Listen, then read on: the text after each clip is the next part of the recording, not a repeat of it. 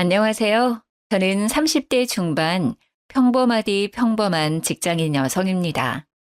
출퇴근길 운전하면서 유튜브 사연 들으면서 같이 욕하는 재미로 살고 있습니다.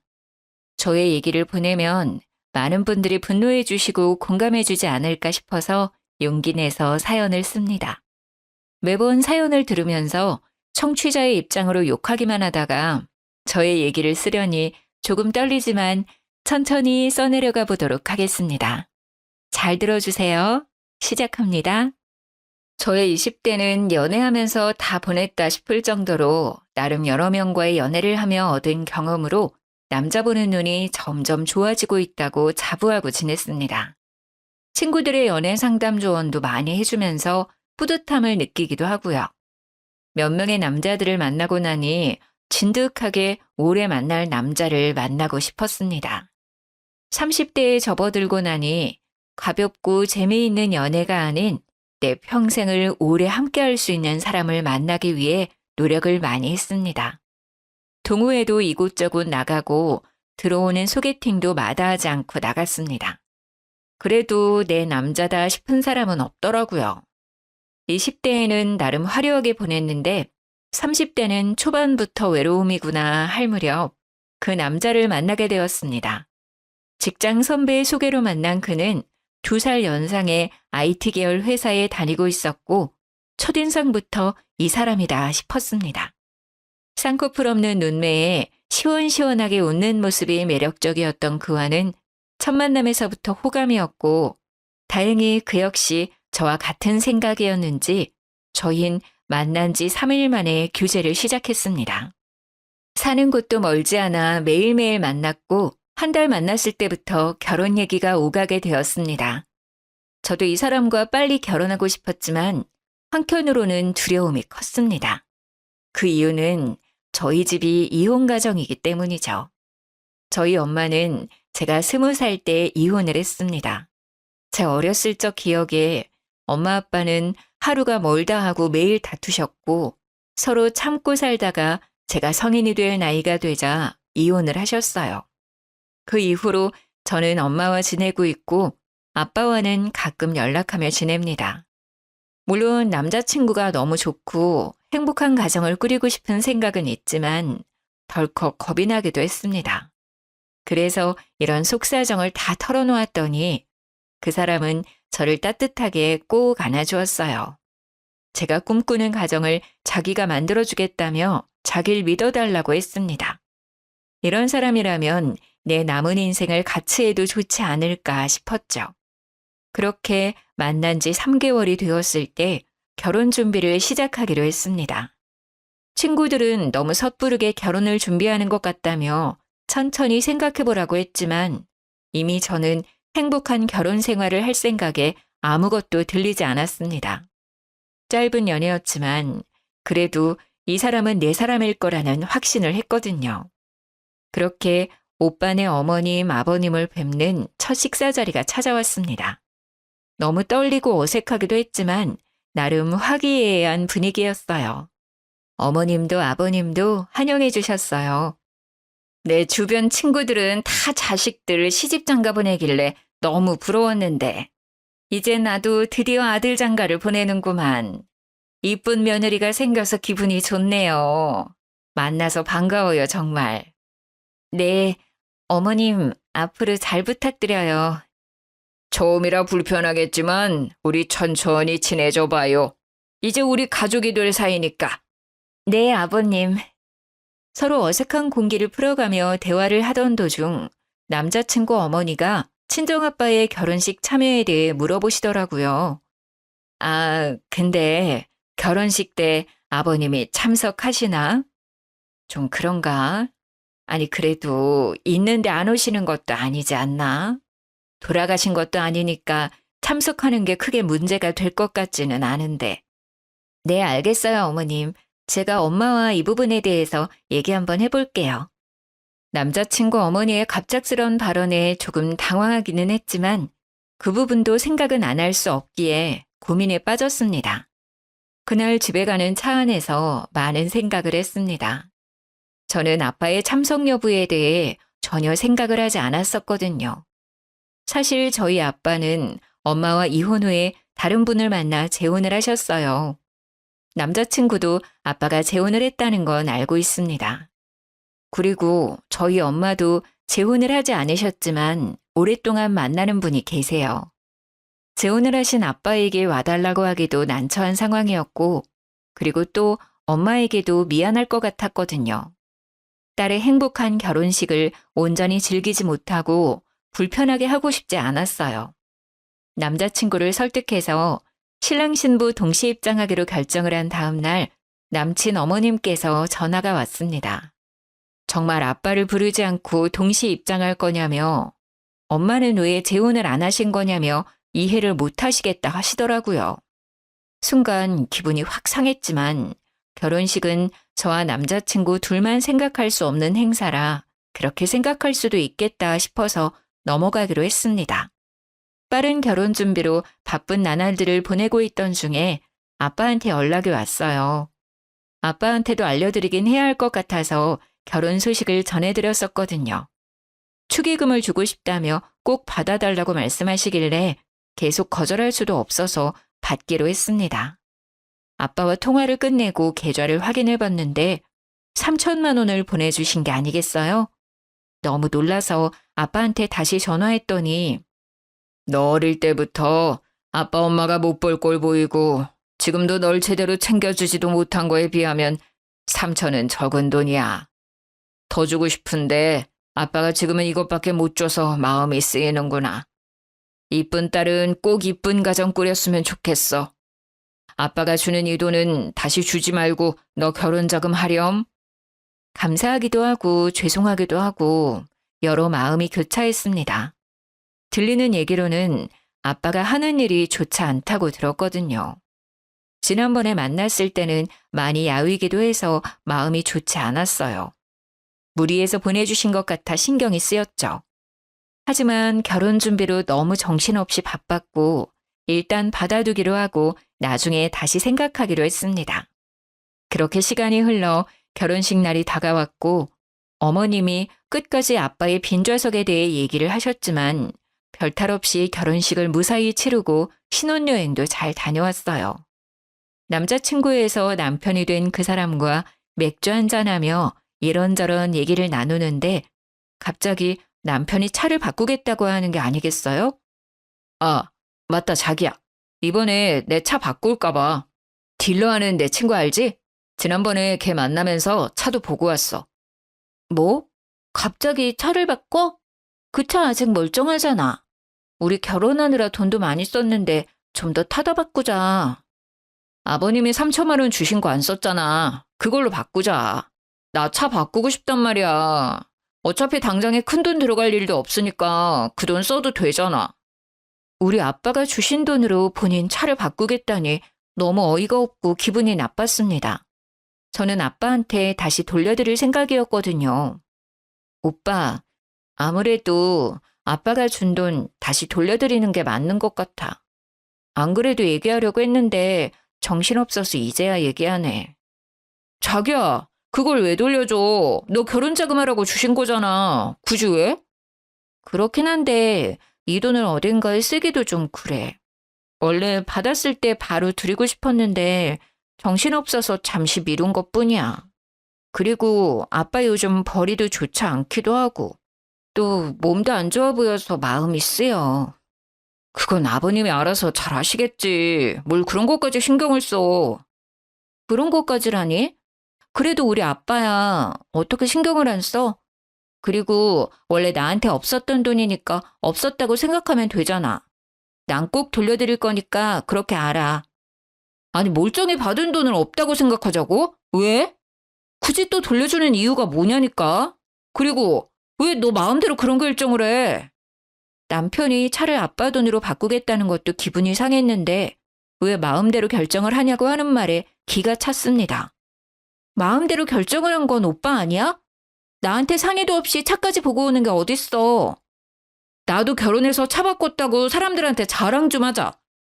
아빠한테 돈 받았다고 했던 순간부터 차를 바꿀 생각을 했었던 건가? 이 사람은 차를 바꾸고 싶어서 저랑 결혼한 건가 싶더라고요. 오빠, 내가 결혼 자금으로 돈을 덜 썼어? 아니잖아. 그리고 3천만 원은 아빠가 나한테 준 돈이야. 명백히 따지자면 내 돈인데 오빠야말로 나한테 상의 없이 그 돈으로 차를 바꾸겠다니. 그게 왜 네 돈이야? 네가 결혼을 했기 때문에 주는 돈이니 우리 돈이지. 결혼 안 했으면 아버님이 그 돈 주셨을 것 같아? 네가 나랑 결혼하니까 받을 수 있었던 거잖아. 내 말 틀려? 아빠가 나한테 준 돈이 우리 돈이라고 말도 안 되는 억지를 부리는 모습을 보니 하루빨리 아빠한테 돈을 돌려주는 게 맞다고 생각했어요. 나 몰래 그런 흑심을 품고 있었다고 생각하니 배신감까지 느껴졌습니다. 그리고 그 다음 날 어머님께서 점심 먹으러 오라고 했었던 날이라 응어리진 마음이 풀리지는 않았지만 시댁에 가기 위해 준비를 했습니다. 화장대에서 화장하는 제 옆에 서서 남편은 못마땅한 표정으로 말을 걸었어요. 나 차 계약할 거야. 이미 마음에 드는 차도 골랐단 말이야. 그러니까 3천만 원 다시 돌려드릴 생각하지 말고. 도대체가 멀쩡한 차를 왜 바꾸냐고. 그거 몇 년 안 탔잖아. 말이 되는 소리를 해 좀. 그리고 왜 아빠가 준 돈으로 차를 바꿔? 우리 잘 쓰라고 주신 돈이니까 내가 잘 쓰겠다고. 너도 새 차 타면 좋잖아. 어제 상했던 기분을 꾹꾹 누르고 시댁 갈 준비를 하고 있는데 아침부터 새 차 타령을 하니 화가 났습니다. 자기 마음대로 결정하고 통보를 한 것도 황당한데 말이죠. 아니, 나는 새 차 필요 없어. 그리고 나 오늘 아빠한테 돈 보낼 거야. 계약을 하든 말든 돈은 알아서 해.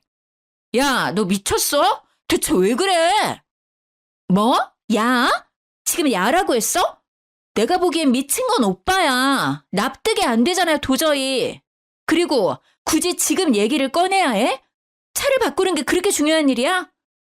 나 아직 기분 안 풀렸어. 그래도 시댁 가겠다고 준비하는데 옆에서 또 왜 화를 돋우냐고. 그렇게 큰 소리가 오가고 저는 펑펑 울고 말았습니다. 도저히 이대로는 시댁에 갈 수가 없어서 남편한테 말했죠. 도대체 왜 그래 정말? 나 오늘 점심 먹으러 못 갈 것 같아. 이런 상태로는 절대 어른들 앞에서 웃는 얼굴로 못 서 있어. 나 지금 아프다고 얘기 전해줘. 죄송하다고 말해주고. 어차피 지금 이 상태로 가봤자 분위기만 망칠 것 같아. 그렇게 계속 흐르는 눈물을 닦고 있는데 남편은 위로는커녕 어딘가로 전화를 걸더라고요. 알고 보니 어머님께 전화를 했던 거였습니다. 엄마, 나야. 나 지금 출발해. 그리고 얘는 안 간대. 가기 싫대. 몰라. 끊어. 가서 얘기해. 그렇게 전화를 끊은 뒤 남편은 혼자 시댁에 갔습니다. 아니, 내가 못 가게 된 원인이 지 때문인데 밑도 끝도 없이 얘 안 간대 라고 전화를 한 남편놈. 심지어 바로 내 앞에서 보란듯이 전화하는 모습을 보니 절 엿먹이려 한 건가 싶더라고요. 그렇게 벙쪄서 거실에 앉아 있었는데 어머님이 전화가 왔어요. 너는 내가 또 이런 경우는 처음이네.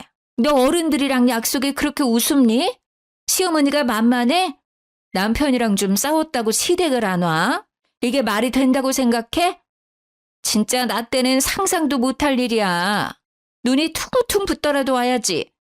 요즘 며느리들 되바라졌다더니 정말 기가 차서 원. 솔직히 너무 속상하고 화도 났지만 어머니 입장에서 생각해봤을 때 기분이 나쁘실 수 있는 상황이라 뭐라고 말을 드리기가 어렵더라고요. 어쨌건 제가 제 기분이 좋지 않아 안 간 건 사실이니까요. 그리고 아빠가 주신 돈을 왜 돌려준다는 거야? 결혼식도 안 왔는데 그 정도 할 수 있지. 그리고 그 돈으로 어차피 계속 같이 탈자 바꾸는 게 그렇게 화낼 일이야? 도대체가 이해가 안 돼. 그게 뭐라고 시댁도 안 오고, 내가 우습니 너? 어머님, 오늘 안 간 건 정말 죄송해요. 제가 생각이 짧았던 것 같아요. 그런데 어머님, 왜 아빠가 주신 돈으로 오빠 차를 바꿔야 하는지 모르겠어요. 오빠 차 멀쩡하잖아요. 그 차를 왜 바꿔야 하는 거예요? 아니, 꼭 차가 문제가 있어야 바꾸니? 차를 바꿀 돈이 없는 것도 아니고 바꿀 수도 있지. 참 젊은 게 말이 안 통하네 정말. 오빠랑 싸운 문제로 어머님이랑도 싸우기 싫어요. 어머님은 오빠랑 똑같은 말을 계속 되풀이하시다가 결국 참지 못하셨는지 노발대발하시며 전화를 뚝 끊어버리시더라고요. 그렇게 그 이후로 별 대화 없이 남편이랑 대면대면하게 지내다가 구정이라 전날부터 가서 열심히 명절 음식을 준비했습니다.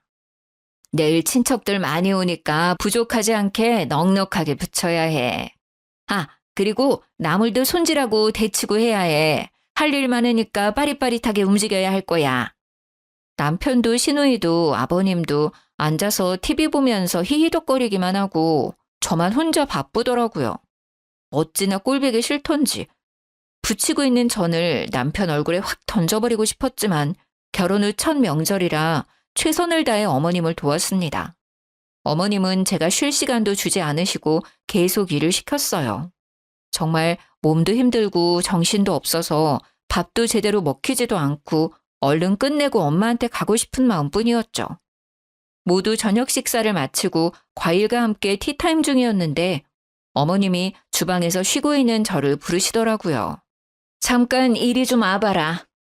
부르시는 소리에 어머니가 계신 쪽으로 갔더니 갑자기 저보고 무릎을 꿇으라는 거 아니겠어요? 아니, 내가 지난번 일 그냥 넘어가면 안 될 것 같아서. 우리 가족들 의견도 궁금하기도 하고. 그리고 남편이랑 싸운다고 시댁도 안 오고 정말 내가 진짜 너무 어이가 없어서 웃음이 나더라 그날은. 이번 기회에 너의 그 버르장머리를 제대로 고쳐줘야지. 뭐하고 있어? 멀뚱멀뚱 쳐다만 보고 있을 거야? 무슨 말을 하시는 건가 싶었습니다. 황당해서 그냥 멍하니 서 있는데 남편이 옆에서 거들며 저를 무릎 꿇려 앉히는 거 아니겠어요? 화를 내고 싶었지만 모두 다 시댁 식구들이고 제가 뭐라고 해봤자 손해일 것 같아서 가만히 있을 수밖에 없었습니다. 어찌나 비참한 마음이 들던지 뛰쳐나가고 싶은 심정이었어요. 너희가 결혼한 지 6개월이 되었어? 1년이 되었어? 결혼 초반부터 이게 뭐니? 벌써부터 삐그덕거리면 앞으로 어떻게 하려고 해? 너네 아직도 냉전 상태라며? 남편한테 좀 져줄 수도 있는 거지. 어쩜 너도 똑같이 그러고 있니? 아무리 생각해도 제가 잘못한 건 없는 것 같은데 이게 이렇게 모든 식구들 앞에서 혼나야 하는 일인가 이해가 안 되었어요. 말도 안 되는 상황에 눈물만 주륵주륵 흘렀어요. 남편은 그 와중에도 차 타령을 하더라고요. 친구한테 차 계약한다고 했는데 완전 체면 구겼어. 언제 계약할 거냐고 매일 연락 오는데 쪽팔려서 진짜.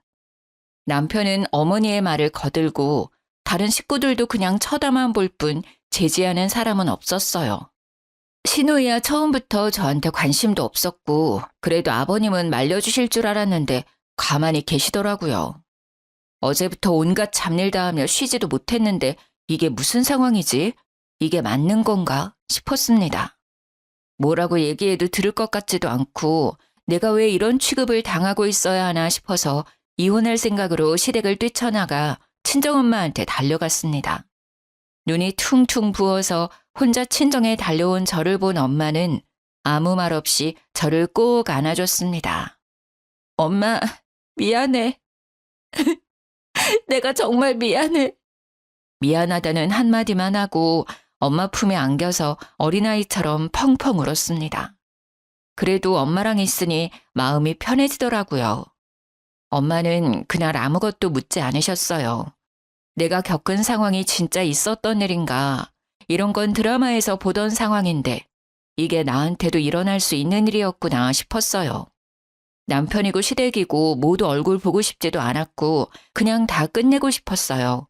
결혼했던 게 꿈이었으면 좋겠다 싶었습니다. 일주일 정도 지났을까 남편이 문자 하나 띡 보내왔습니다. 어차피 들어올 거 빨리 들어오라고. 자기 차 계약 이제 더는 미룰 수 없다고 말이죠. 진짜 대단한 놈이었습니다.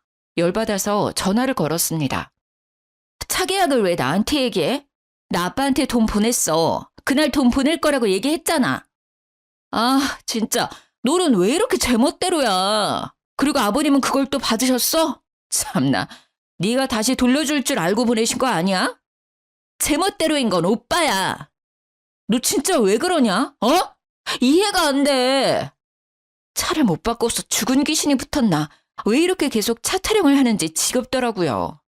행복하기만 해도 모자를 신혼 초기에 이런 어처구니 없는 일로 인해 사이가 틀어져 버릴 줄 상상도 못했어요. 이미 깨질 대로 깨져버린 마음은 다시 붙이기 힘들 것 같았고 이 사람과는 그만 끝내는 게 좋겠다고 생각했습니다. 나 이제 오빠 차 타령하는 거 그만 듣고 싶어. 환청이 들릴 정도야. 이혼해. 어차피 혼인신고도 안 해서 번거로울 것도 없잖아? 네 남편 차 바꿔주는 게 그렇게 싫냐? 그리고 너네 엄마도 이혼하셔서 그런가 이혼이 쉽네? 결혼이 참 우습나 봐, 너네 집안은. 뭐라고 했어? 너네 엄마? 말 함부로 하지 마, 이 새끼야. 그러는 너는 너네 엄마 닮아서 성격이 그따위냐? 뭐? 새끼? 야, 너 진짜 내 옆에 있었으면 한 대 맞았어.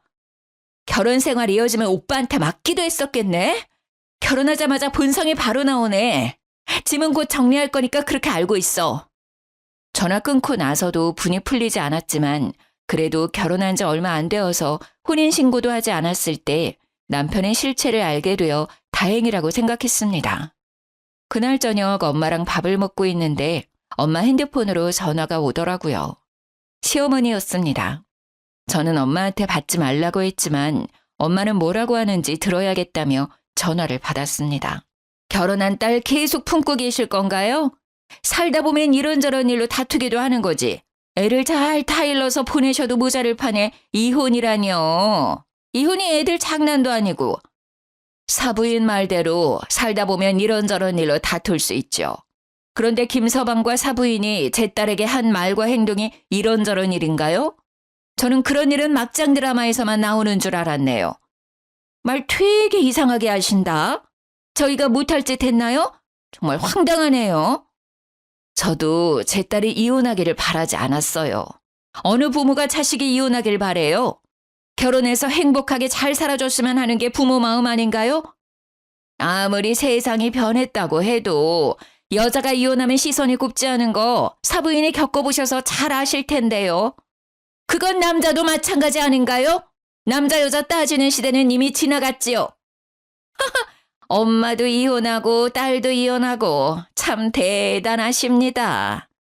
해도 해도 너무하다는 생각이 들었어요. 친정엄마한테까지 함부로 말하는 시모. 하루빨리 이 인연을 끊어내야겠다는 생각을 했습니다. 짐을 챙기러 신혼집으로 가야 했는데 혼자 가기엔 용기가 나지 않아 친구에게 부탁해서 같이 갔어요.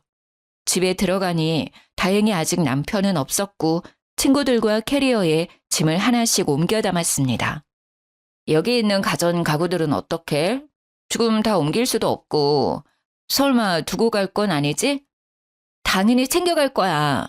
근데 엄마 집에도 둘 공간도 없고 이 큰 짐들을 어떻게 해야 좋을까? 아, 고민이네. 뭘 걱정해. 당근마켓 있잖아. 저렴하게 올리면 산다는 사람 많을걸? 내가 사진 찍어서 보내줄게. 짐 정리하고 있어. 그렇게 한참 짐 정리를 하고 있는데 하필 남편이 들어오더라고요. 얼씨구, 진짜 뭐하냐? 이거 주거 침입 아냐? 집에 들어오자마자 어이가 없다는 듯 말하는 그 사람의 말은 무시하고 마저 짐을 챙겼습니다. 사진 다 찍었어. 거의 새 제품 컨디션이라 저렴하게 올리면 금방 팔릴 거야. 친구가 찍은 사진들 보며 얼마에 올릴까 고민하며 얘기하고 있었는데 남편이 끼어들더라고요. 잠시만, 당근마켓에 뭘 올려? 여기 있는 가전 가구들 다 내가 산 거잖아. 가져가기엔 짐이 많아서 당근마켓에 싸게 올려서 팔려고. 두고 갈 순 없잖아? 오빠 좋은 일 시키는 건데? 하, 진짜 웃기는 짬뽕이네. 그렇게 따진다고 치면 너 여기에서 지낸 비용 줘야지. 아, 그 생각을 못했네? 줄게. 확실하게 해야지. 요즘 평균 호텔 1박 비용이 얼만지 확인해서 보내. 야, 그냥 당근에 올리지 말고 그냥 둬. 내가 그 금액에 사면 될 거 아니야. 어차피 나도 다시 사야 하는데. 그럴래 그럼? 안 그래도 하나하나 거래하기 귀찮았는데 잘 됐다. 옮기지 않아도 되고. 금액 정리해서 보낼 테니까 바로 돈 입금시켜. 본인이 사겠다고 하길래 잘 되었다 싶어서 그러라고 했어요. 마저 남은 짐을 싸고 있는데 옆에서 궁시렁궁시렁 뭐라고 하더라고요. 듣는 채도 안 하고 짐 챙겨서 나왔습니다. 친구들도 끝까지 징글징글하다며 혀를 찼죠. 그렇게 아무 일도 없었던 것처럼 일상으로 돌아갔어요. 마침 회사도 바쁜 시기라 정신없이 보냈습니다. 그렇게 한 달 정도 지났는데 남편한테 아무 연락도 없더라고요. 계좌를 봐도 입금된 내역은 없었어요. 이거 가만두면 입 싹 닫고 절대 돈을 안 보낼 것 같더라고요. 그래서 당근마켓에 정말 싸게 올렸습니다. 그랬더니 구매하겠다는 사람들에게 연락이 엄청 왔습니다. 구매하겠다는 분들 중 한꺼번에 구입하고 싶은 사람이 계셔서 그분과 거래를 하기로 했습니다. 날짜를 조율해 구매자를 만나서 무사히 거래를 완료했어요. 정말 운이 좋게도 그 자식이 집에 없을 시간이라 별 문제 없이 진행되었습니다. 하나하나씩 집이 비워질 때마다 웃음이 나서 참느라 혼났습니다. 돌아왔을 때 텅 빈 집을 보고 황당해할 그 얼굴을 보지 못해서 아쉬웠어요. 그날 거래를 마치고 기분 좋게 친구들이랑 한잔하려고 만났습니다. 술도 너무 달달하고 기분도 최고로 좋았죠. 친구들이랑 그놈을 안주 삼아 신나게 술을 마시고 있는데 그 자식한테 전화가 오더라고요. 너 뭐 하는 짓이야 진짜? 뭐가? 너 설마 집에 있는 물건들 다 팔았냐? 지가 사겠다고 하더니 한 달이 지나도 감감무소식이길래 계속 가만히 있다가는 돈 못 받을 것 같아서 팔았어. 그러길래 돈 빨리 보내줬어야지.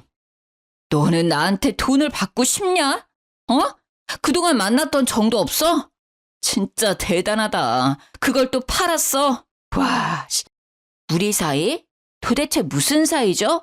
그리고 당연히 받아야 할 돈 달라는데 그게 무슨 문제지? 게다가 엄청 싸게 가격도 해드렸는데 그쪽이 안 주셨잖아요. 심지어 한 달 동안 무단으로 사용까지 하고. 진짜 너무하다 생각 안 드냐? 너무한 건 오빠랑 오빠네 가족이지. 나 지금 너무 기분 좋게 친구들이랑 술 한잔 중이거든? 그럼 할 말 다 한 것 같으니 기분 망치게 하지 말고 끊어. 전화를 끊고 친구들이랑 재미있는 시간을 보냈습니다. 그날은 참 즐거웠는데 말이죠.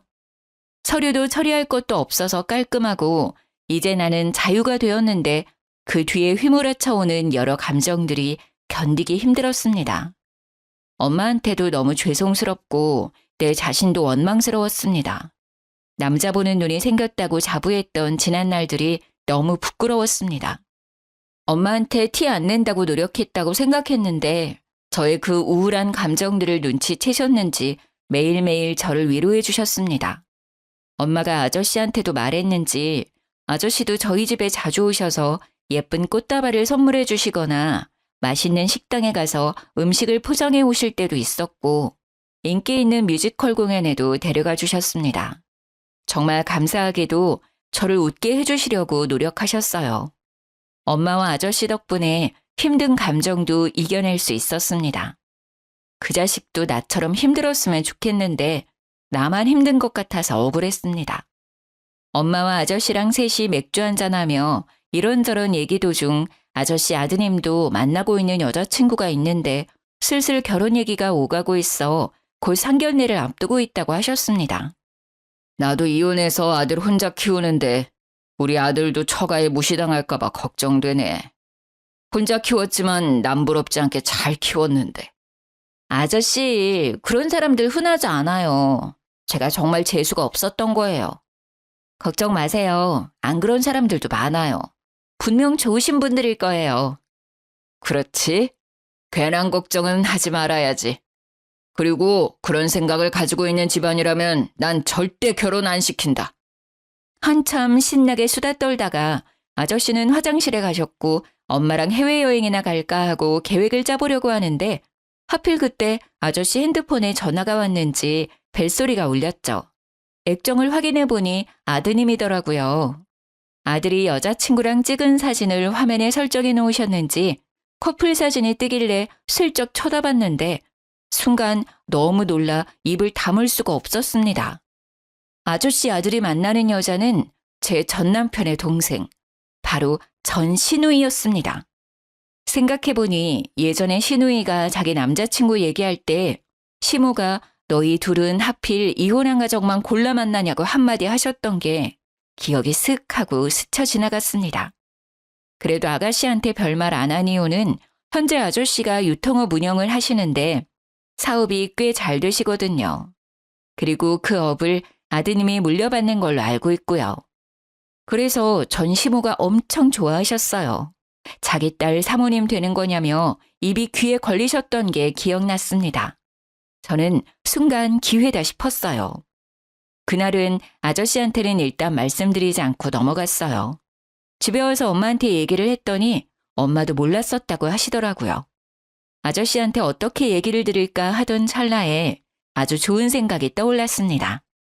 아저씨 아드님 상견례 날이 다가왔고 장소와 시간을 알고 있던 저는 식당 근처에서 기다렸어요.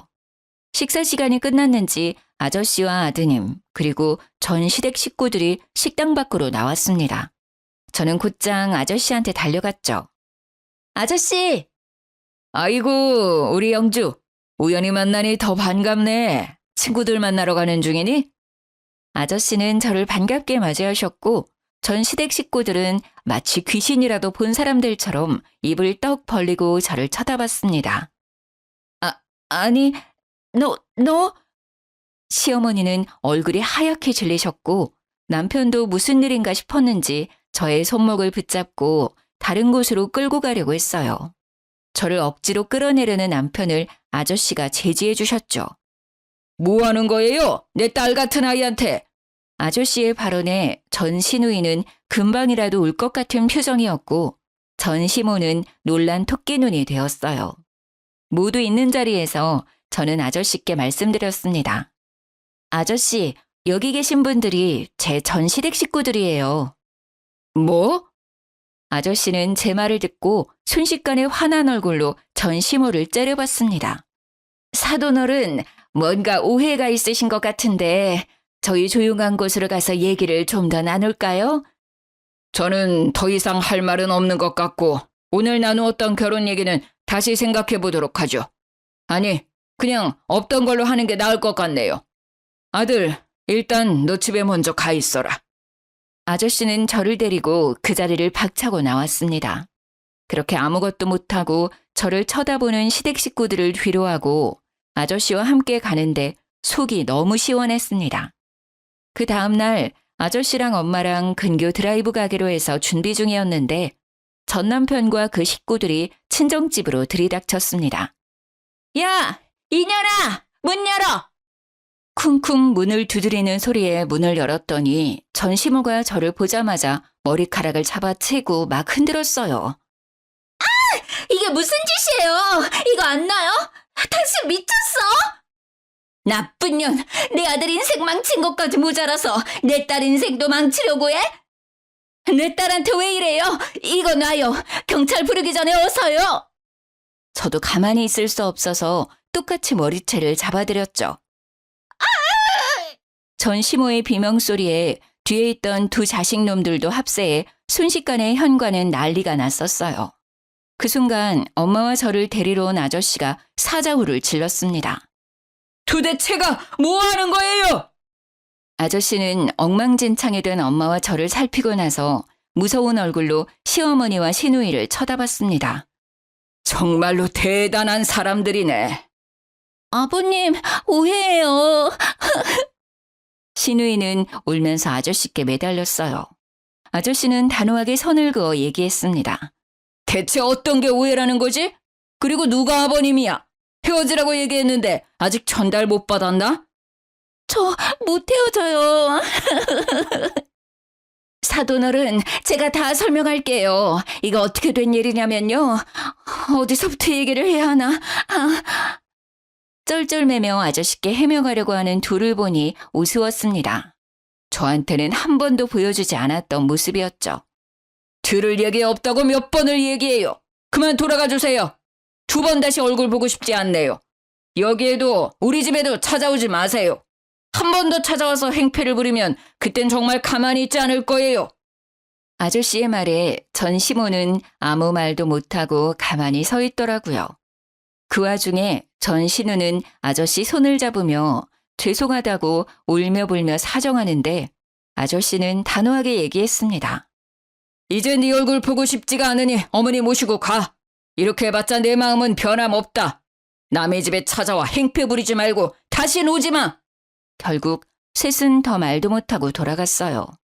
그 난리법석인 와중에 그 자식은 한마디도 못하고 찌그러져 있더라고요. 나한테는 그렇게 소리도 잘 지르고 말도 잘하더니 너무 조용해서 그 자리에 없는 줄 알았지 뭐예요. 그렇게 한바탕 난리를 치르고 난 뒤 제 전화는 불이 났습니다. 전 남편, 전 시누이, 전 시모가 돌아가면서 연락을 하더라고요. 내가 그동안 생각이 좀 짧았던 것 같아. 진심으로 사과할게. 우리 그래도 처음부터 운명이라고 생각했잖아. 대화도 잘 통하고 정말 좋았는데, 그치? 다시 시작하면 안 될까? 개소리 말고 끊어. 정말 어이가 없었습니다. 이제 와서 갑자기 무슨 낯짝인 건지 웃기더라고요. 떨어질 것도 없는 정이 더 뚝 떨어졌어요. 그렇게 막말할 때는 언제고 어머님이 시누이 결혼시켜야 하니 절 다시 잡으라고 얘기한 건가 싶었어요. 그리고 그날 저녁 전 시모와 전 신우가 집에 또 찾아왔습니다. 내가 미안했다 정말. 어차피 서류상으로 결혼도 이혼도 아니니까 다시 우리 아들이랑 잘해보면 안 되니? 내가 잘 타일러 볼게. 어차피 오빠 서류상으로 깨끗한 사람이잖아요. 부모님 다 계시고 오빠 차 바꿔줄 수 있는 여자분 만나시면 될 것 같아요. 섭하게 그게 무슨 말이니? 나 때문에 마음 많이 상했던 거 알아. 내가 사과할게. 제가 이혼한다고 할 때는 우리 엄마까지 들먹이면서 이혼하면 보는 시선 곱지 않다고 비꼬시더니 잘 사는 사돈은 놓치고 싶지 않으셨나 봐요. 언니, 제가 앞으로 잘할게요. 아버님 마음 좀 돌려주시면 안 돼요? 요즘 남친도 저한테 어찌나 차가운지 저 너무 힘들어요. 아가씨가 이렇게 저한테 관심 있었는지 몰랐네요. 그동안 많이 서운했죠? 언니, 제가 뭐 기분 상하게 한 거 있으면 다 말해줘요. 연락 한 번을 안 해서 번호조차 몰랐던 시누이도 자기 꼭 결혼해야 한다며 매일매일 전화와 문자를 수십 통 보내서 번호를 바꿔야 하나 깊은 고민까지 했었어요. 이제 와서 이런다고 저한테 했던 말이랑 행동들이 없던 걸로 되는 건 아니잖아요. 아빠가 보내준 돈으로 아들 차 안 바꿔준다고 식구들 앞에서 무릎 꿇으라고 한 건 생각 안 나세요? 미안하다. 정말 미안해. 내가 왜 그랬는지 모르겠네. 늙으니까 무릎이라도 꿇을까? 그럼 마음이 좀 풀릴 것 같니? 네 마음이 풀린다면 무릎 꿇는 것쯤이야 할 수 있어. 언니, 저도 무릎 꿇을게요. 제발 저 좀 도와주세요, 언니. 제발요. 무릎 꿇겠다며 도와달라고 하는 둘에게 잘 됐다 싶어서 그러라고 했어요. 제가 진짜로 꿇으라고 할 줄은 몰랐는지 조금 당황해하더니 진짜로 무릎을 꿇더라고요. 둘이 무릎 꿇고 사정하는 모습을 보니 솔직히 통쾌했습니다. 일단 오늘은 두 분 다 돌아가세요. 저 너무 피곤해서요. 그럼 조심히 가세요. 그렇게 둘을 돌려보내고 그날 밤 간만에 정말 꿀잠 잤습니다. 그리고 아저씨한테 연락해 그 둘이 계속 찾아와 괴롭힌다고 말했어요. 그 말을 들은 아저씨는 다신 근처에 얼씬거리지도 못하게 하겠다고 혹시나 또 찾아오면 바로 전화하라고 하셨죠. 그 이후 전 시댁 식구들이 집에 찾아오는 일은 없었어요. 결국 전 신우 결혼이 완전 무산되니 전 시모가 매일 제게 전화로 저주를 퍼붓더라고요. 너같이 심보 고약한 애는 처음 봤다. 나쁜 년, 못된 년, 싸가지 없는 년. 네가 뭔데 우리 가족들 인생을 망쳐? 내가 너 매일 처조할 거야. 알았어? 남의 인생 망쳐놓고 넌 잘 살 것 같냐? 너 같은 애는 똑같이 당해봐야 한다. 너 같은 애를 며느리라고 받아준 게 한이다. 그럴 때마다 저는 녹음을 해놨고 문자로 보내시면 캡처를 했습니다. 나중에 모아보니 어마어마하더라고요. 전 남편한테 전화를 걸어서 말했습니다. 자업자득이란 말 알지? 내가 뭘 어쨌다고 매일매일 괴롭혀? 나 너네 엄마가 나한테 한 폭언들 다 캡처하고 녹음해서 가지고 있어. 계속 이렇게 하신다면 나도 가만히 있지 않아.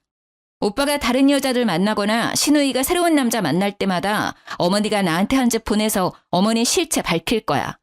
그러니까 그만하시라고 해. 나 이제 더 이상 참지 않아. 전화를 끊고 어머님이 했던 폭언들에 대한 자료를 남편한테 보냈습니다. 또 연락 오면 이 증거들로 정신적 피해보상 청구까지 할 거라고 했어요. 겁먹었는지 그 이후로는 연락이 안 왔습니다. 진짜 변호사를 찾아가야 하나 싶었거든요.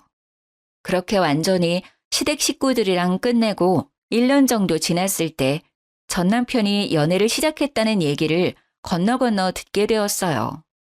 몰랐으면 모를까 알게 된 이상 그 여자분 인생을 구해야겠다는 생각이 들더라고요. 그래서 그 여자분 연락처를 지인을 통해 알아내어 전 시모가 저한테 보냈던 문자와 전화 녹음 파일을 죄다 보내드렸습니다. 그 뒤로는 어떻게 되었는지는 굳이 확인하지 않았어요. 다정한 척, 배려 있는 사람인 척 했지만 결국에 검은 속내를 들켜버린 그 사람과 우리 엄마 재혼 못했다고 무시하고 우리 아빠 돈으로 자기 아들 차 안 사준다고 나를 괴롭혔던 시모까지. 평생 그렇게 못된 심보로 사셨으면 좋겠어요. 그리고 혹시나 또 그 가족들이 찾아올까 싶어서 엄마랑 다른 지역으로 아예 이사를 갔습니다. 엄마도 저도 핸드폰 번호를 둘 다 바꿨고요. 아, 엄마와 아저씨는 여전히 잘 만나고 계십니다. 뒤늦게 이 소식을 알게 된 아빠도 매우 분개하셨고 또 미안해 하시더라고요. 아빠가 주신 3천만 원으로 인해 그 사람들의 진짜 성격을 알게 되어 빨리 탈출할 수 있게 되었다고 얘기했어요. 언젠간 드러날 모습이었는데 이제 생각해보면 행운이었다 싶더라고요. 애라도 생겼거나 혼인신고라도 했었으면 더 골치 아프고 오래 걸렸을 거예요. 생각만 해도 끔찍한 일이지만 지나고 나니 너무 잘한 것 같습니다. 인생 액땜한 셈 치고 있어요. 이젠 저한테 어떠한 고난과 역경이 오더라도 이 정도쯤이야 하고 지나갈 수 있겠죠? 뭔가 단단해지고 이제 정말 어른이 된 느낌이에요. 저는 요즘 20대 때 연애하느라고 못 갔던 해외여행을 다니고 있어요. 그리고 회사에서 승진도 해서 연봉도 올랐습니다. 내년에는 장기 근속 보상으로 리프레시 휴가가 있어서 유럽 쪽으로 길게 여행을 다녀올 계획입니다. 여행 가서 뭘 할까 일정 짜는 게 꽤 재밌더라고요. 이 좋은 걸 연애하느라 왜 못했었는지 몰라요. 그래도 이제라도 여행의 재미를 알게 되어 다행이라고 생각합니다. 그리고 한번 제대로 당해보니 연애 생각은 다신 안 나더라고요. 이제는 저를 위한 인생 살아보려고 합니다. 물론 좋은 사람이 생긴다면 더욱 좋겠지만 이대로도 좋은 것 같아요. 너무 긴 사연인데 재미있게 들어주셨을까요? 같이 분노해 주시고 같이 속 시원해 하셨으면 합니다. 감사합니다. 늘 행복하시고 건강하세요.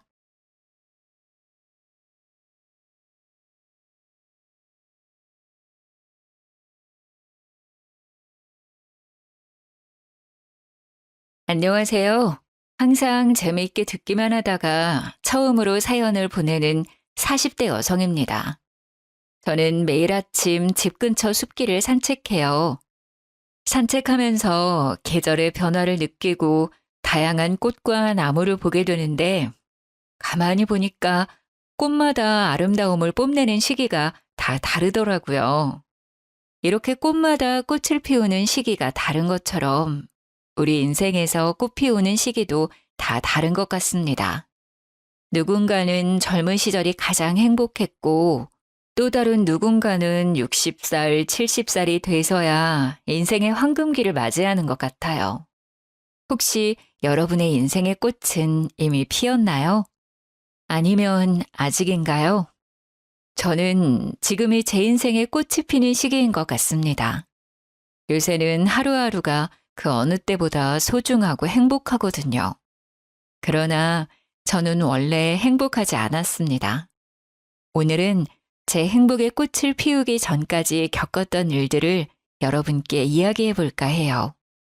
저에게는 2살 터울의 자녀가 있고 시어머니를 모시고 살며 시어머니와 함께 반찬 가게를 운영하고 있습니다.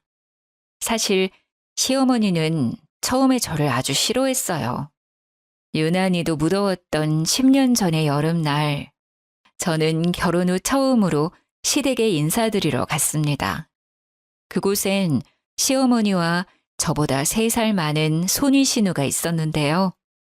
나는 너가 하나부터 10까지 마음에 다 들지 않는다. 그래도 우리 순철이가 너 없으면 못 살겠다고 하니까 어쩔 수 없이 허락한 거야. 그러니 앞으로 살면서 나에게 며느리나 가족으로 인정받을 생각은 꿈에도 하지 말아라. 대쪽 같은 우리 엄마 성격에 널 쫓아내지 않고 결혼시킨 것만으로도 감사하게 생각해. 솔직히 너가 인물이 뛰어나기를 하니 아니면 순철이처럼 좋은 회사에 다니기를 했니? 그런다고 잘 사는 친정이 있는 것도 아니고. 솔직히 엄밀히 따지면 넌 고아잖아.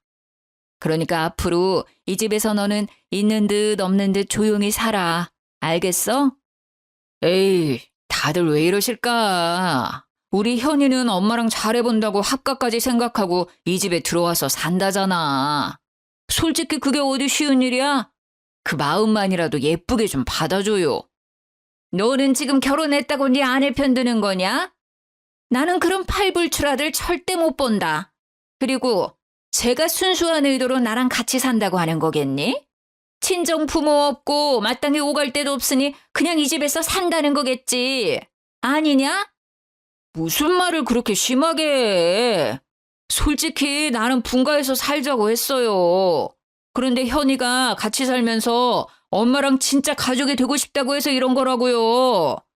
그러니까 현이한테 마음 좀 열어줘요. 김순철, 한 번만 더 그렇게 네 아내 편들면 앞으로 네 아내는 더 힘들어질 줄 알아? 그리고 이현이 너는 지금 여기 서서 뭐하니? 이 시험이랑 신우이 굶길 셈이냐? 얼른 부엌에 가서 저녁 준비 안 해? 저는 시어머니의 불호령에 후다닥 부엌으로 달려갔습니다. 요새는 며느리들이 시어머니한테 자신의 의견을 똑부러지게 말하지만 그때만 해도 그런 건 상상도 못할 일이었어요. 게다가 시댁은 꽤 잘 살았지만 저는 고아나 다름이 없었습니다. 시댁은 예전에 사업을 크게 하셨던 시아버지 덕에 아주 잘 살았어요. 그 덕에 신우나 남편은 돈 걱정 없이 공부하여 신우는 대형 입시학원을 운영하고 있고 남편은 대기업에 다니고 있었습니다. 신우와 남편을 남부럽지 않게 키우신 시아버지는 저와 남편이 연애를 시작할 무렵 급성 심근경색으로 돌아가셨어요. 그래도 시아버지의 재산이 워낙 많으셨고 자식들도 많은 돈을 벌고 있어서 경제적으로 큰 타격은 없었습니다. 반면에 저는 어릴 때 아버지가 돌아가셔서 엄마와 단둘이 살았고 제가 20살이 되던 해 엄마마저 돌아가셨어요. 평생을 일만 하시며 사시던 엄마에게 간경화가 와서 간이식을 해야 하는데 유일한 가족인 제 간은 조건에 맞지 않았습니다. 게다가 돈도 없고 어디에 도움도 청할 곳이 없어서 수술을 시도조차 하지 못한 채 엄마를 보내드려야만 했어요. 그렇게 저는 세상에 혼자가 되었답니다. 이렇게 집안 차이가 났기에 시어머니와 신우는 저를 아주 못마땅히 생각했어요. 그러나 저는 시어머니의 마음을 돌리기 위해 겁도 없이 시댁에 들어가서 살겠다고 했습니다. 어차피 제게는 친정도 없으니까요. 시댁에 처음으로 입성한 날 시모와 신우에게 싫은 소리를 잔뜩 듣고 귀가 푹 죽어 음식을 차렸습니다. 저도 같이 밥을 먹으려고 식탁에 앉자 시모는 버럭 화를 내셨어요. 아까 내가 한 말 못 들었니? 난 너를 가족으로 생각하지 않는다고 했다. 그 말은 너랑 같이 밥도 먹지 않겠다는 뜻이야. 너는 우리가 밥 먹을 동안 잔심부름하다가 나중에 먹어라. 어떻게 며느리가 첫날부터 같이 겸상을 할 생각을 해? 생각이 있는 건지 없는 건지. 국은 왜 이리 싱거워? 간을 한 거니 만 거니? 반찬은 또 왜 이리 싱겁고 짜고? 다들 왜 이리 트집이에요? 맘만 있는데. 그리고 엄마, 현이가 내 아내인데 같이 먹으면 안 돼? 그럼 너네 둘이 따로 나가서 먹든가. 나는 아직 쟤를 가족으로 받아들이지 못하겠다. 남편은 저를 도와주려고 했지만 그럴수록 시어머니는 더욱 저를 못마땅히 여기셨습니다. 신우 역시 제가 한 음식 하나하나를 트집 잡으며 어떻게든 구박하려고 했어요. 이렇게 저의 눈물겨운 시집살이가 시작되었습니다. 시어머니는 여기에 종종 올라오는 사연들처럼 저를 괴롭히거나 억지를 부리시지는 않았어요. 다만 저를 없는 사람 취급했습니다. 제가 해야 하는 집안일이나 시간에 맞춰 식사 준비를 안 하면 호되게 혼내시기는 했지만 그래도 일을 다 하면 제가 무엇을 하든 신경 쓰지 않으셨어요. 그러나 근처에 살며 매일 반찬 가지러 오는 신우가 저를 힘들게 했습니다. 시댁에 들어와서 산 지 2달 정도 지났으려나요? 그날도 학원에 출근하기 전인 오전 시간에 우리 집에 왔습니다. 올케, 이리 와봐. 창틀에 먼지 좀 봐. 도대체 청소하는 거야, 마는 거야? 이 먼지를 다 우리 엄마가 먹고 내 동생이 먹는다고. 아니, 너가 나가서 일하는 것도 아니고 고작 집안일 하는데 청소 안 해도 제대로 못하면 어떡해? 사람이 태어났으면 밥값은 하고 살아야 하는 거 아니니? 신우는 시댁만 들렀다 하면 꼭 집안 여기저기를 둘러보며 잔소리를 했습니다. 저는 어머니 눈치가 보여 신우에게 대들지도 못했죠. 어차피 제가 사는 집이니 당연히 청소는 깨끗이 해야 한다고 생각하고 말았죠. 그러던 어느 날 신우가 제게 웬 도시락통 하나를 건넸어요. 이제 매일 너가 내 도시락 좀 싸. 갑자기 웬 도시락을 싸요? 이번에 학원 규모가 커지면서 선생님이 없어서 나도 강의하느라 저녁 먹으러 나갈 시간이 없네. 그래서 너가 내 도시락 좀 싸야겠어. 사실 시어머니가 갓 지은 밥만 드시고 반찬이나 국도 냉장고에 한번 들어갔다 나오면 드시지를 않으셔서 끼니마다 새로운 밥과 반찬을 해야만 했습니다. 그래서 항상 냉장고에는 바로 해먹을 수 있도록 식재료들이 가득했지요. 음식이야 매번 하는 것이니 충분히 할 수는 있는데 매번 반찬들을 다 가져가면서 자기 도시락조차 싸지 않으려고 하는 신우가 너무 얄미워 보였습니다. 저도 어머니 식사 챙기고 집안일 하느라 바빠요. 그리고 형님, 매번 제가 한 반찬들 다 가지고 가시잖아요. 그거로 형님이 직접 도시락 싸세요. 더 많이 컸다? 형님이 시키면 그냥 네 하면 될 것이지 어디서 지금 말대답이야? 신우의 앙칼진 목소리에 방에서 쉬시던 시어머니가 나오셨습니다. 이게 지금 무슨 소란이냐? 순자 너는 왜 큰 소린데? 내가 쟤한테 도시락 싸달라니까 제가 못하겠다잖아.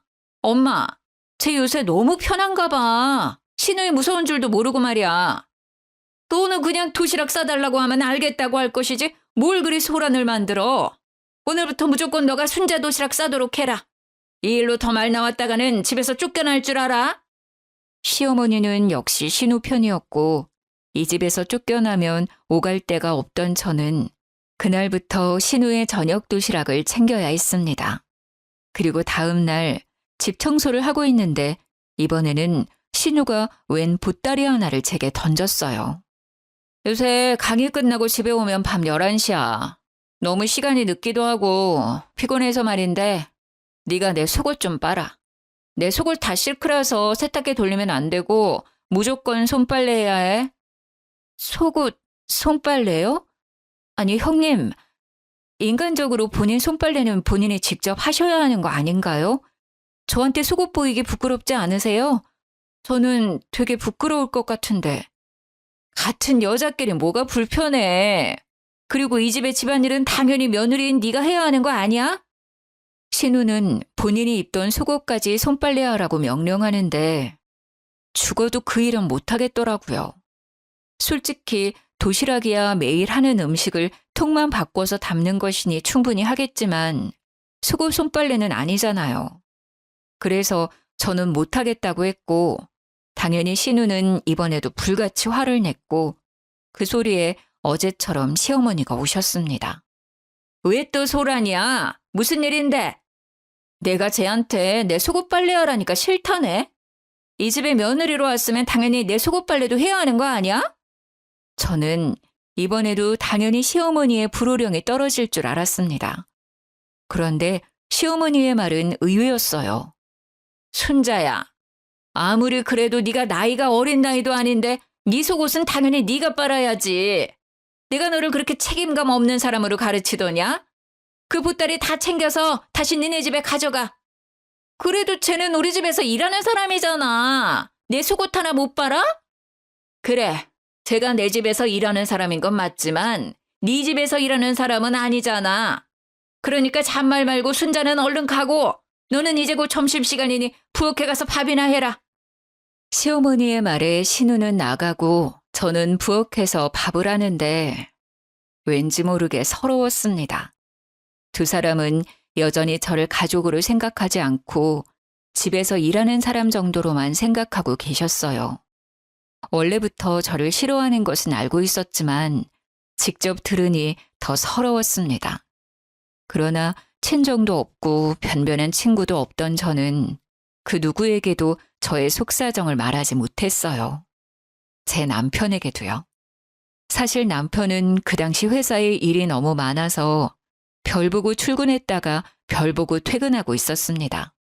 회사 일로도 충분히 힘든 남편에게 저의 신세 한탄까지는 할 수 없겠더라고요. 그렇게 저는 속으로 사귀고 사귀면서 미련하고 멍청하게 신혼을 보냈습니다. 그러다 결혼 후 시어머니의 첫 생신날이 왔어요. 시어머니는 인정해 주시지 않았지만 그래도 며느리인데 잘 차려야겠다는 생각에 새벽부터 일어나 시어머니가 평소에 잘 드시던 음식들을 한 상 차렸습니다. 그런데 원래 시어머니 생신이라고 학원도 하루 쉬고 온다던 신우는 코빼기도 비치지 않고 제 전화도 받지 않더라고요. 게다가 남편은 회사에 갑자기 문제가 생겨서 철야 근무를 해야 한다고 했습니다. 결국 시어머니의 생신상에는 시어머니 혼자 앉게 되었어요. 생일인데 자식들 하나 없이 너만 있구나. 혼자 먹기 쓸쓸한데 너도 같이 먹자. 네? 저도 여기 같이 앉아도 돼요? 무슨 같은 말을 두 번씩이나 하게 만드니? 이제 너도 같이 먹자고. 저는 시어머니의 말에 뛸 듯이 기뻤습니다. 사실 그 당시 저는 시어머니가 호환 마마보다 무서웠지만 그래도 가족으로 인정받고 싶었어요. 그런 시어머니가 처음으로 같이 밥을 먹자고 하시니 드디어 제 노력이 인정받은 것 같은 생각이 들었습니다. 그날은 시어머니는 쓸쓸했을지 모르겠지만 저는 참으로 기쁜 날이었네요.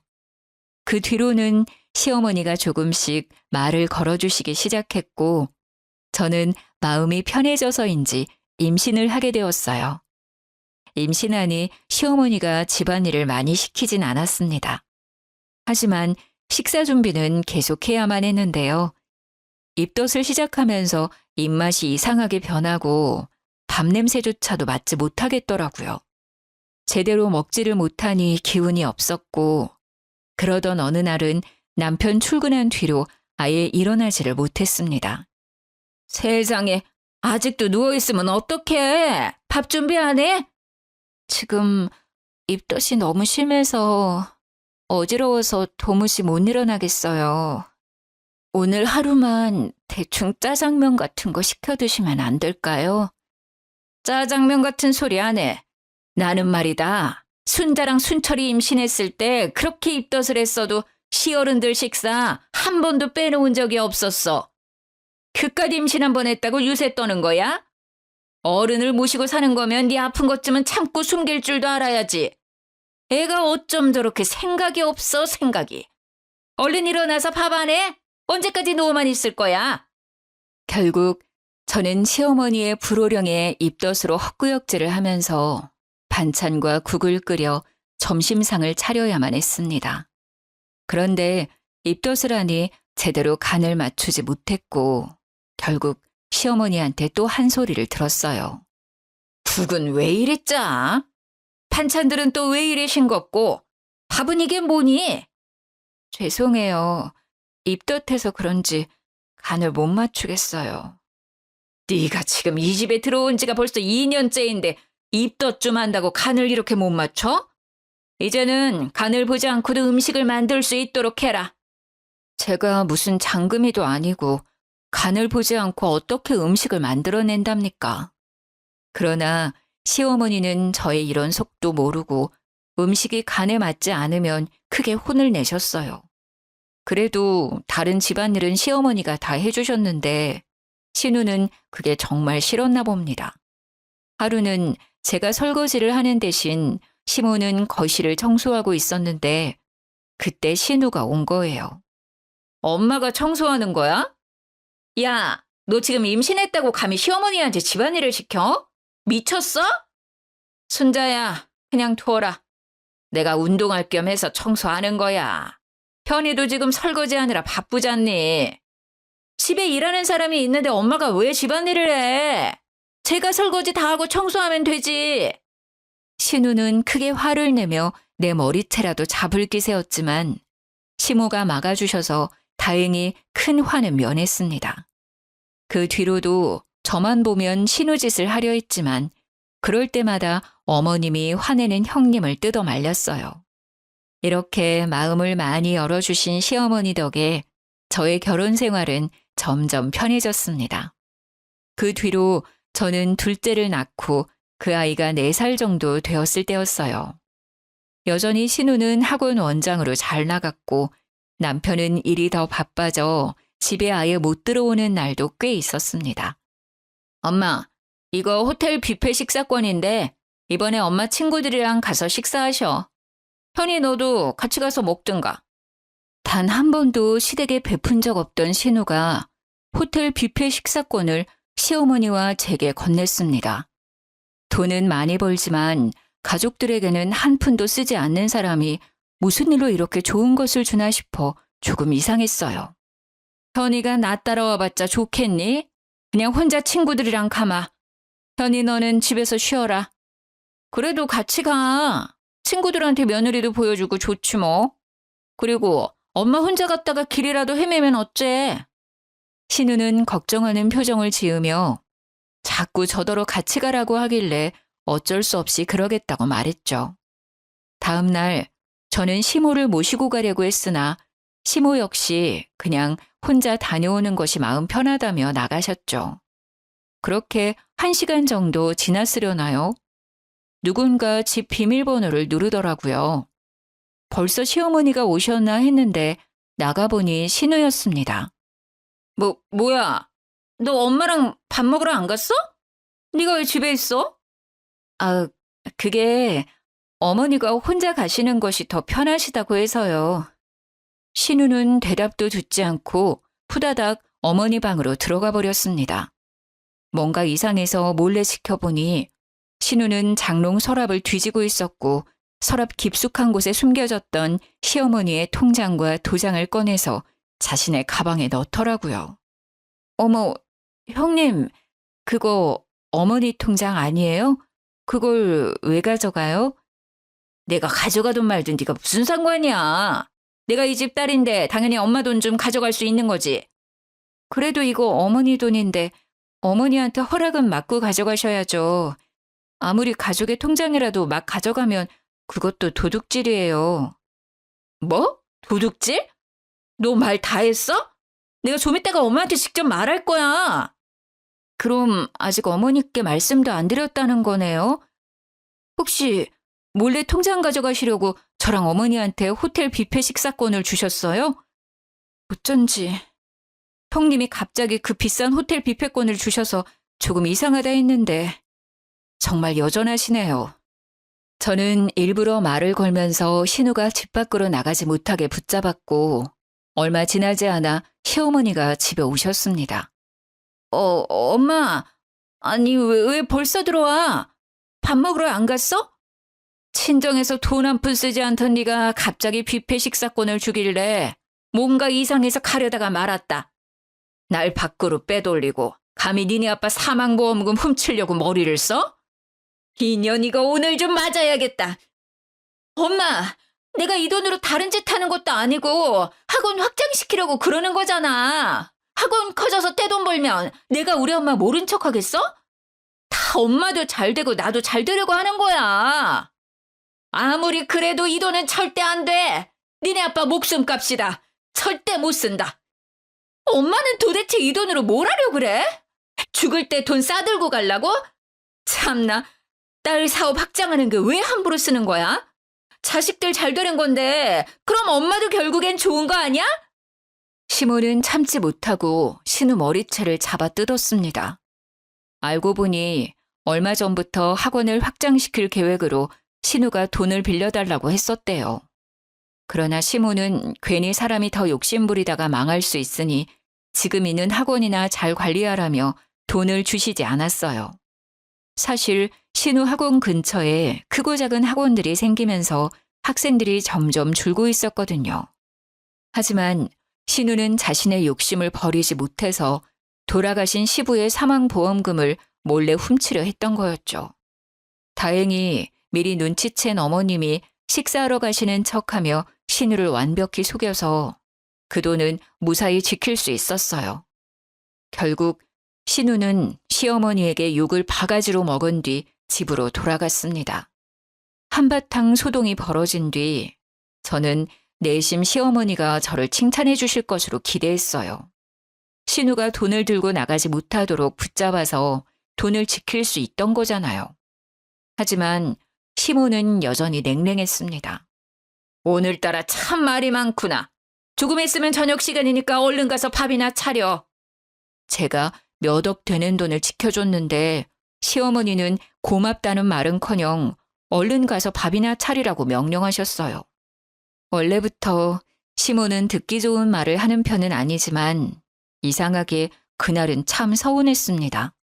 그날따라 정말 밥이 하기 싫었고 다 때려치우고 싶은 마음으로 저녁 식사를 준비하고 시어머니를 불렀어요. 시어머니는 국을 먼저 한술 뜨시더니 인상을 팍 찌푸리셨습니다. 이어서 반찬들도 하나하나 맛보시더니 음식을 뱉어내시기까지 하셨어요. 국이 왜 이렇게 달아? 가늘한 거 맞아? 그리고 어묵볶음은 또 왜 이리 짜? 너 정신 안 차릴래? 시어머니의 말씀에 저도 맛을 보니 음식들이 하나같이 다 이상했습니다. 시어머니에 대한 섭섭한 마음으로 요리를 해서 그런지 간이 전혀 되지 않았고 심지어 국에는 제가 소금 대신 설탕을 넣었더라고요. 저는 평소 같았으면 죄송하다고 하며 다시 음식을 했겠지만 그날만큼은 시어머니한테 대들고 싶었습니다. 어머니, 솔직히 저 너무 속상해요. 시아버지 사망보험금 형님이 가져갈 뻔한 거 지켜드렸잖아요. 그럼 최소한 고맙다는 말 정도는 해주실 수 있는 거 아니에요? 그리고 사람이 어떻게 매일 음식을 잘해요?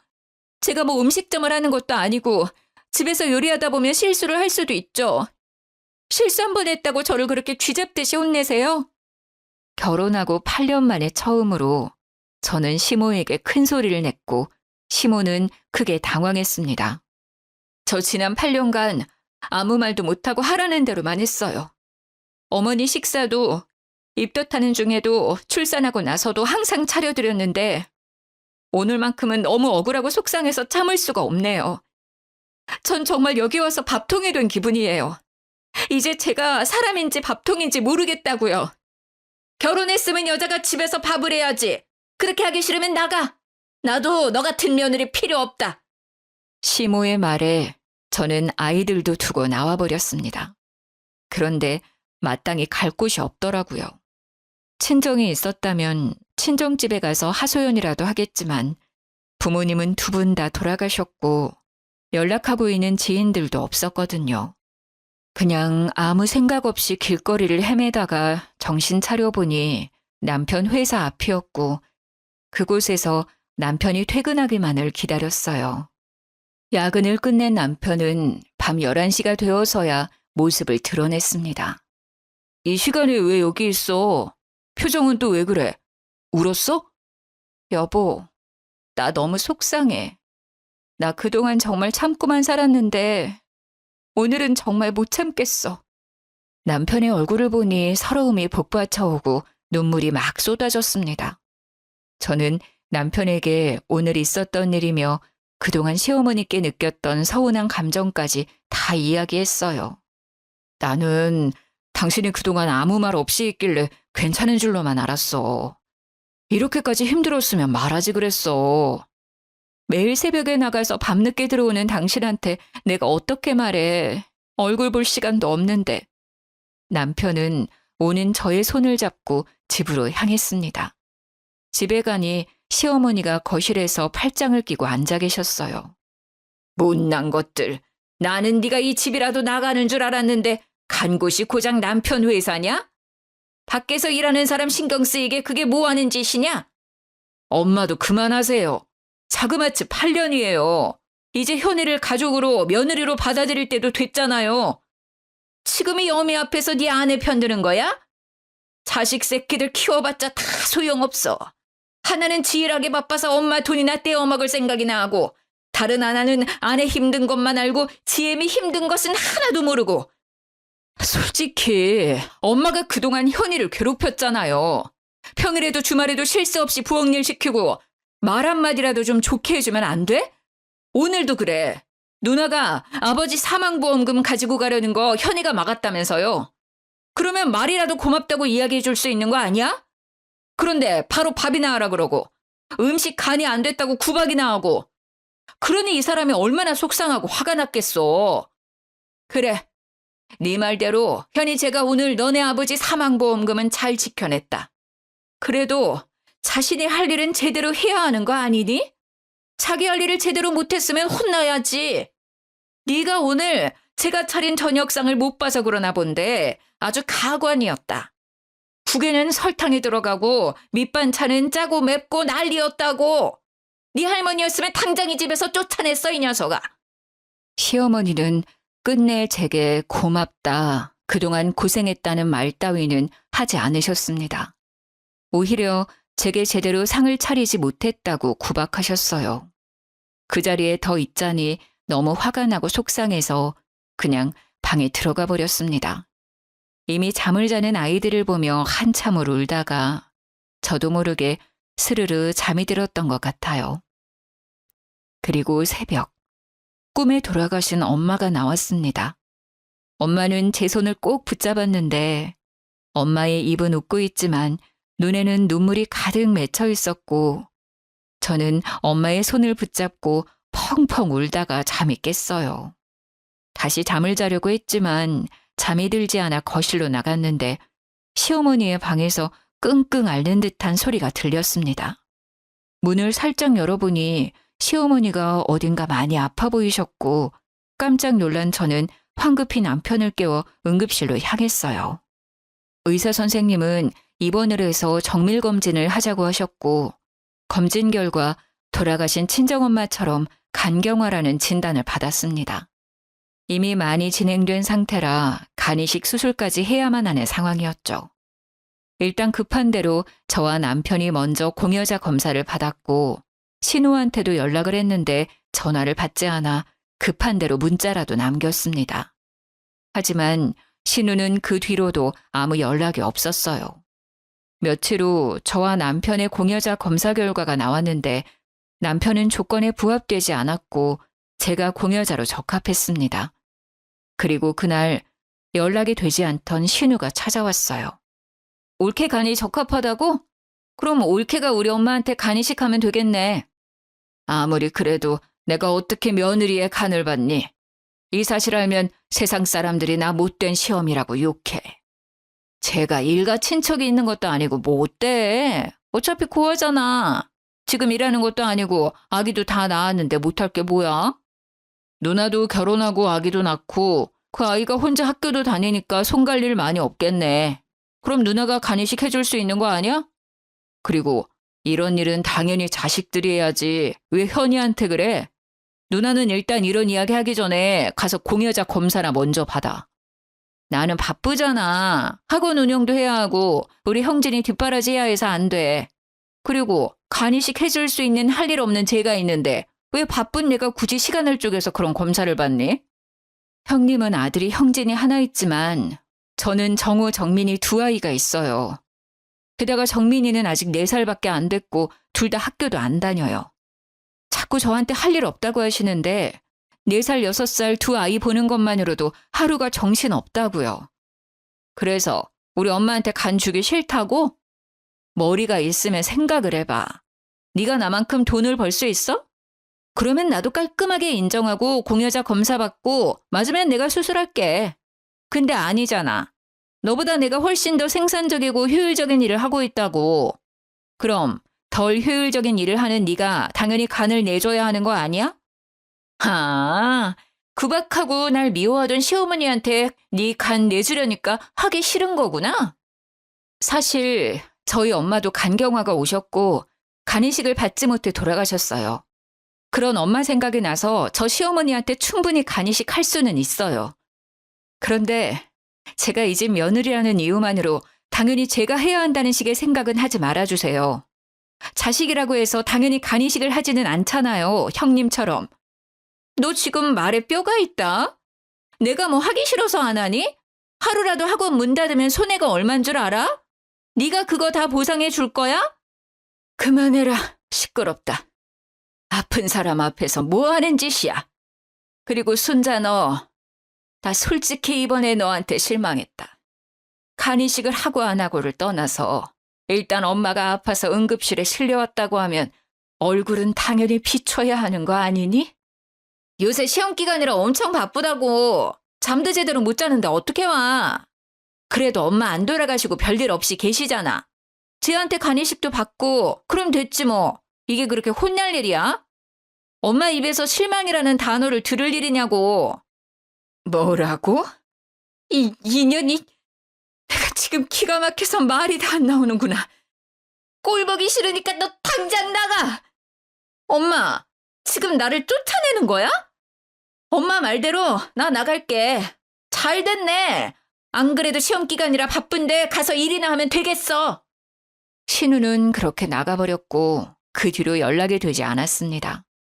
그리고 저는 엄마에게도 드리지 못했던 제 간을 시어머니한테 드리게 되었어요.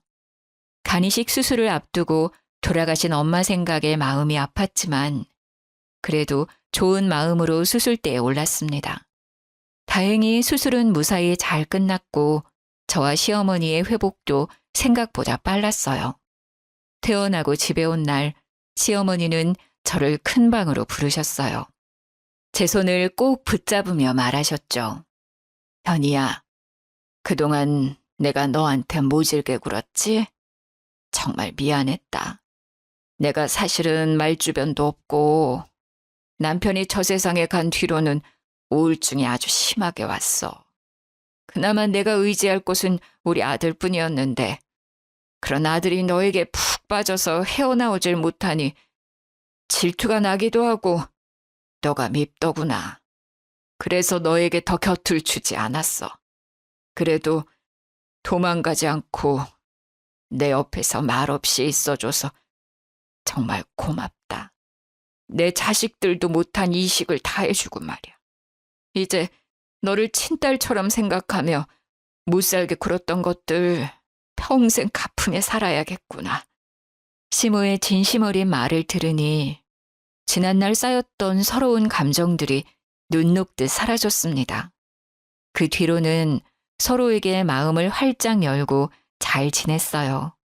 그러던 어느 날 시모에게 좋은 일이 생겼습니다. 예전에 시아버지가 젊으실 적 사놓은 땅이 있었는데 시아버지가 돌아가시며 그 땅의 주인이 시어머니가 되었거든요. 그런데 이번에 그곳이 재개발되면서 땅값이 엄청 뛴 거예요. 이 소식을 한 시어머니는 그 땅을 팔아버리고 그 돈으로 5층짜리 상가 건물을 샀어요. 엄청 좋은 상가는 아니었지만 그래도 모든 층에 가게며 병원이 다 들어서고 장사도 엄청 잘 되고 있었습니다. 이렇게 시모는 건물주가 되었고 이 소식을 들은 신우가 1년 만에 집에 찾아왔어요. 엄마, 이번에 건물주가 되셨다면서요? 요새 건물주가 조물주보다 더 높다던데 우리 엄마 멋지네. 보니까 거기 그래도 꽤 장사 잘 돼서 월세만 받아도 먹고 살겠던데요? 참나, 너는 집에 1년 만에 찾아와서는 한다는 이야기가 그거냐? 너 여기 온 목적이 뭐야? 콩고물 기대하고 온 거냐? 너한테 줄 돈 따위는 없어. 이제 우리 엄마 돈도 잘 버는데 하나뿐인 딸은 살기가 참 힘드네. 요새 우리 학원 옆에 학원들이 자꾸 들어와서는 우리 선생님들을 다 데리고 가버리네. 학원에 수업해줄 강사들이 없으니까 학생들도 점점 줄고 너무 힘들어. 그래서 말인데 나 돈 좀 주면 안 될까? 요새 애가 커가면서 돈 들어갈 곳은 많은데 경기가 어려워서 남편도 벌이도 시원찮고 나도 지금 학원 문 닫아야 할 판이라 너무 힘들어. 엄마, 나 좀 도와줘요. 이 썩을년아, 너는 내가 돈줄로밖에 안 보여? 네가 필요할 때만 와? 너 엄마 아플 동안 뭐하고 있었어? 어떻게 얼굴 한번 비치지를 않다가 오랜만에 와서 한다는 이야기가 돈? 내가 그 돈 줄 것 같아? 그동안 나도 학원 일하느라 정말 바빴어. 내가 뭐 놀고 먹느라 그랬어? 나도 쟤처럼 집에서 놀고 먹으면 맨날 올 수 있어. 그런데 나도 먹고 사느라 바쁘잖아. 우리 아이 뒷바라지도 해야 하고. 그래서 그런 거지. 너만 돈 버냐? 너만 애 낳았어? 하여튼 끝까지 지 생각만 하고 남들 생각은 눈꼽만큼도 없지. 어떻게 내 뱃속에서 너 같은 애가 나왔는지. 난 이제 너 딸로 생각 안 한다. 이제 내 딸은 오로지 현이뿐이다. 너는 이제부터 남남이야. 지난 1년간 연락 없이도 잘 지낸 것처럼 앞으로도 우리 쭉 그러고 살자. 알겠어? 우리 엄마 내가 그동안 안 와서 서운해서 그래? 앞으로 자주 올게요. 그러니까 나 돈 좀. 썩 꺼지지 못해? 나가! 그렇게 신우는 쫓겨났고 시어머니는 제게 잠시 할 말이 있다고 자리에 앉아보라고 하셨어요. 얘야, 지금부터 내가 하는 말은 너가 딸 같아서 하는 말이니 잘 생각해보렴. 이번에 내가 산 상가 1층이 지금 공실인데 거기서 반찬 가게 하나 내보지 않을래? 제가 반찬 가게를요? 제가 그런 걸 어떻게 해요? 전 계속 전업주부로만 살았는걸요? 너가 그냥 집에서 놀고 먹었니? 매일 음식 했잖아. 그게 어디 쉬운 일이야? 그리고 나 입맛이 까다로운 사람이라 어지간한 음식점 음식들은 다 입에 맞지 않는데 너의 음식은 맛있더구나. 나는 너가 결혼하고 나서 처음으로 내 생일상을 차려준 이후부터 너가 반찬 가게를 열었으면 했었단다. 그런데 요새 같은 시대에 그저 그런 음식 솜씨로 반찬 가게 열면 성공하기 힘들잖니. 그래서 일부러 너한테 음식에 대해서는 아주 모질게 대했던 거야. 그동안 입덧해도 지독하게 음식을 만들도록 시켰던 건 제 손맛이 좋아서였다는 걸 처음 들었는데요. 어머니는 제가 반찬 가게로 성공했으면 하는 마음으로 1년 365일 내내 제게 그래도 독하게 음식을 시켰던 거였죠. 하지만 집에서만 음식을 만들던 제가 막상 반찬을 만들어 팔 생각을 하니 차마 용기가 나지 않았습니다. 아무리 그래도 그건 못하겠어요.